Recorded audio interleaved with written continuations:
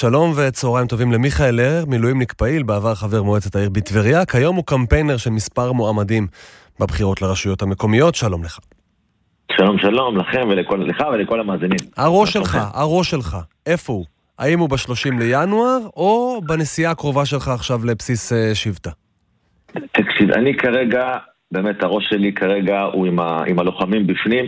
אני לא נמצא בתוך עזה, אני עושה הרבה מאוד פעילויות שקשורות מסביב, בעוטף, ונותן להם בעצם מענה, נותן להם מענה מבצעי, מגבה אותם, עוזר להם בצורה לוגיסטית, עוזר להם בצורה, נקרא לזה, השגת המודיעין וכדומה, ואני בטוח כמו שאתה עושה למועמדים שלך, שאתה מריץ אותם. כמו מועמדים, בוא נאמר, אני מנהל חמ"ל, אני באמת מנהל חמ"ל באזרחות, ומנהל חמ"ל גם במקרה גם במילואים. וזה נהדר וטוב והכל כיף.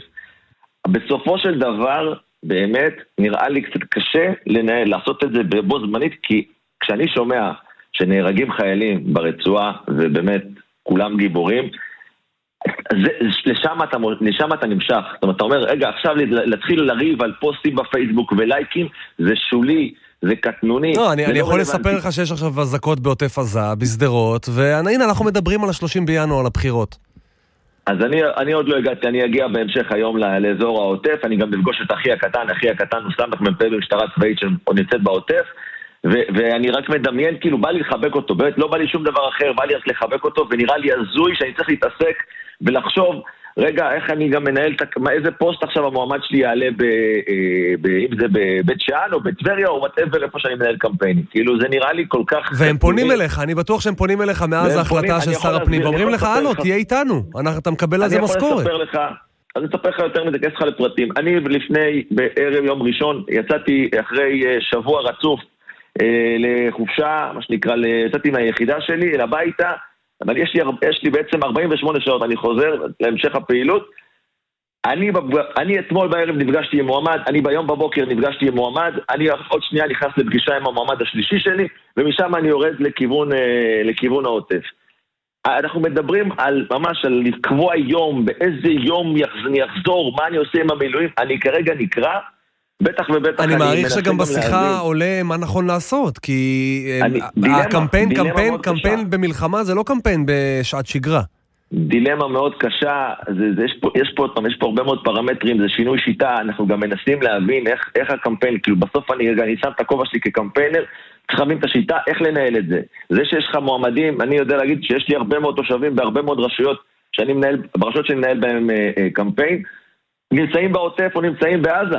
אני לא יודע איך אני אגיע אליהם, לא יודע איך המסרים של המועמדים שלי יגיעו אליהם. אני צריך פה, כאילו, זה נראה לי כל כך הזוי, שצריך לנהל את זה במה שנקרא בשני הכובעים האלה, ואני באמת אומר, יש פה שיטה שקצת נראית לי כל כך, כלומר, קצת לא, משהו לא סגור שם, משהו לא תפור שם. אני מבין את הרצון, ואני באמת כחבר מועצה לשעבר, אני מבין את הרצון, ואני מבין את הסטטוס של עיריות כרגע נמצאות באיזושהי תקופת תקיעות כזאת, ואני מבין את המכתב של השלטון המקומי. כן, אבל אתה יודע, זו תקיעות שהמדינה נמצאת בה, גם אני כאזרח תקוע.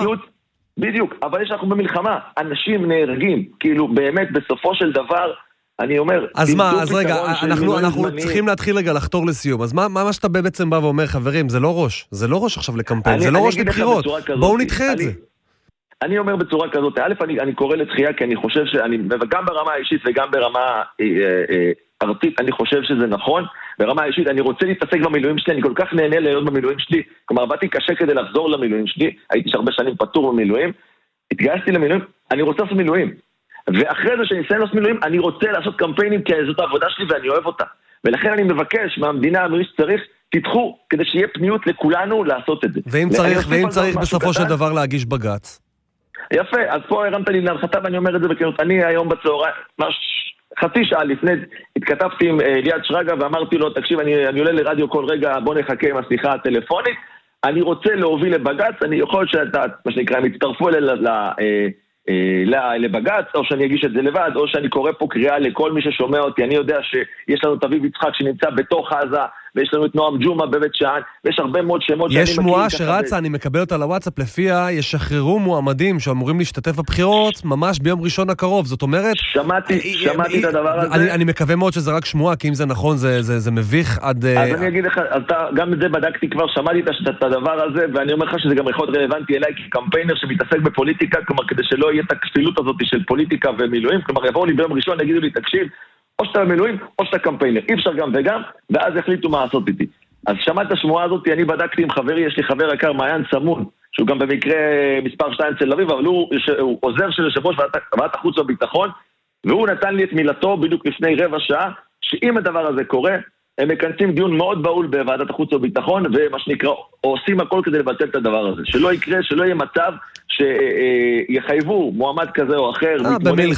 במלחמה נלחמים ולא בוחרים, אבל זה כבר גם דעה אישית שלי. אני חייב לחתום, מיכאל, נגמר לנו הזמן, הפרסמות החדשות. קיבלתי, אבל בהצלחה ותשמרו על כולנו, יש לנו אנחנו נמשיך. חיילים מדהימים למטה, ורק שיהיה טוב. תודה רבה לך, להתראות.